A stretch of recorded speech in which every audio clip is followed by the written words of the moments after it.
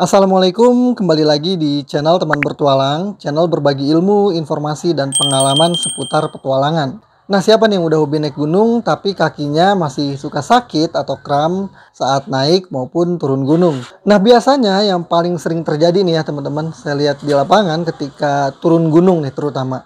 Saya lihat kebanyakan pas turun gunung itu kayaknya kakinya sakit banget atau kayak perih atau berat banget gitu ya melangkah. Entah itu karena kakinya kram atau jempolnya sakit, telapak kakinya pegel atau sakit mungkin karena saking lamanya berjalan. Nah, kalau teman-teman terapin 3 tips ini dengan baik, saya yakin nggak ada lagi yang namanya kram atau sakit saat naik maupun turun gunung. Ya, kalaupun ada sakit atau kramnya mungkin hanya ringan aja ya, nggak akan berdampak besar. Jadi silahkan disimak sampai selesai, terutama buat teman-teman pemula atau yang sudah hobi tapi masih punya masalah ini.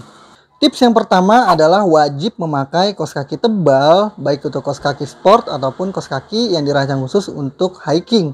Nah, ini yang paling sering diremehin nih teman-teman. Kebanyakan soal kaos kaki ini kita asal pakai aja ya yang ada di rumah. Padahal itu kaos kaki nggak tebal dan lebih parahnya itu kaos kaki yang biasa kita pakai ke sekolah ataupun ke kantor atau kerjaan. Nah, kalau udah begini ini akan ngaruh banget saat kita naik gunung, jadi akan cepet pegel kaki kita. Dan saat turun gunung pun ini lebih-lebih lagi ya, jadi cepat sakit kaki kitanya. Nah, jadi karena naik gunung ini termasuk olahraga berat, olahraga khusus, dan kaki kita lah yang paling diandalkan. Nah, makanya kita perlu juga memiliki kaos kaki yang tebal, baik itu kaos kaki sport, atau lebih bagusnya kaos kaki yang dirancang khusus untuk naik gunung. Dan harganya pun cukup murah kok ya teman-teman. Untuk yang branded pun itu cuma 40 sampai 50 ribuan. Dan pastinya ini kualitasnya udah bagus dan awet juga ya. Dibandingkan kita beli yang murah meriah, nanti juga akan cepat tipis, cepat melar, dan yang niatnya mau ngirit tapi malah kurang bermanfaat. Nah, kalau kaos kaki udah punya yang tebal dan udah cocok dibawa buat mendaki, penting juga kita perhatikan ukuran sepatu kita itu wajib satu size lebih besar ya teman-teman dibandingkan sepatu yang kita biasa pakai sehari-hari, baik itu ke sekolah maupun ke kerjaan. Fungsinya apa? Karena saat turun gunung, kalau kita pakai sepatu yang sempit atau yang ngepas dan cuma longgar sedikit, yang namanya medan gunung itu kan miring ya. Dan saat turun gunung, kaki kita yang paling menumpuk beban kita karena kita bawa keril juga. Di saat itulah otomatis kaki kita jadi akan cepat lebih maju ke bawah atau turun, kemudian mentok sama ujung sepatu kita.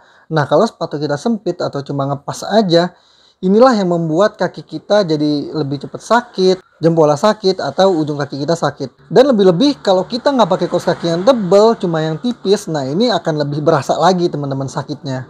Yang kedua, persiapan fisik sebelum mendaki. Nah, ini juga sama nih teman-teman. Ini suka banget diremehin kebanyakan kita karena kita menganggap naik gunung itu kan cuma liburan, cuma rekreasi. Nah, jadi kita lupa nih sama persiapan fisik. Nentuin tanggal, siapin alat-alat, kemudian kita langsung mendaki gitu aja. Dan akhirnya di tengah pendakian badan kita jadi cepet capek, cepet ngedrop. Dan sampai atas pun kita cuma bisa rebahan, tiduran di tenda, dan jadi kurang menikmati pendakiannya. Dan lebih parahnya saat turun gunung nanti ini akan jadi lebih-lebih menderita lagi ya teman-teman sakitnya. Emang betul naik gunung itu olahraga rekreasi. Tapi naik gunung juga termasuk kategori olahraga berat atau ekstrim.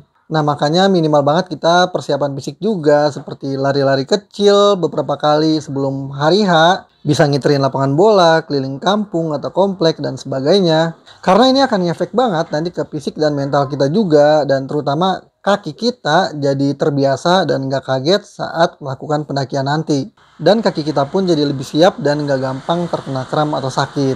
Dan jangan lupa juga nanti ketika mau mulai pendakian ya di hari H, kita juga perlu melakukan stretching atau pemanasan supaya kaki kita ini nggak langsung kaget melakukan aktivitas berat. Kemudian yang ketiga, nah ini yang perlu dihindari ya teman-teman, yaitu menekuk atau melipat kaki kelamaan saat aktivitas di gunung. Nah, ini juga penting banget ya teman-teman. Kadang saya suka lihat beberapa orang di tengah pendakian saat istirahat atau saat santai-santai di tempat camping itu suka duduk sila kelamaan, jongkok kelamaan, atau yang intinya melipat kaki kelamaan. Nah, ini perlu banget dihindari ya teman-teman karena ini akan ngefek banget saat kita nanti turun gunung. Ya meskipun nggak turun gunung doang ya, saat naik pun ini akan berpengaruh karena ketika kita istirahat di tengah pendakian, misalnya kita duduk sila kelamaan atau jongkok kelamaan, nanti pas mau mulai naik lagi, ini juga akan jadi lebih cepat terkena kram. Dan saat naik mungkin kram yang kita rasakan ini nggak terlalu sakit. Tapi pas turun gunung nanti, itu kita akan lebih berasa sakit kram yang kita rasakan dan ngilu juga saat melangkah turun. Karena kaki kita lah yang paling menumpu beban. Nah, makanya perlu banget kita selalu ingat di pikiran kita untuk selalu menjaga posisi duduk kita biar nggak sila kelamaan, jongkok kelamaan, atau melipat kaki kelamaan.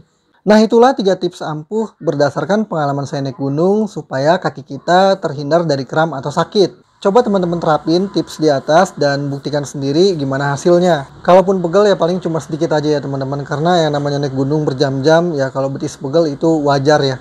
Nanti ketika kita pulang, mandi, tidur, dan besoknya pun itu udah sehat lagi. Kalau ada pertanyaan, tulis aja di kolom komen. Kalau ada yang mau nambahin juga boleh, silahkan tulis aja di kolom komentar. Kalau teman-teman suka, silahkan like, subscribe, share, dan tekan lonceng notifikasi supaya teman-teman nggak ketinggalan video teman bertualang berikutnya. Makasih banyak buat yang sudah menonton, semoga bermanfaat. Wassalamualaikum warahmatullahi wabarakatuh.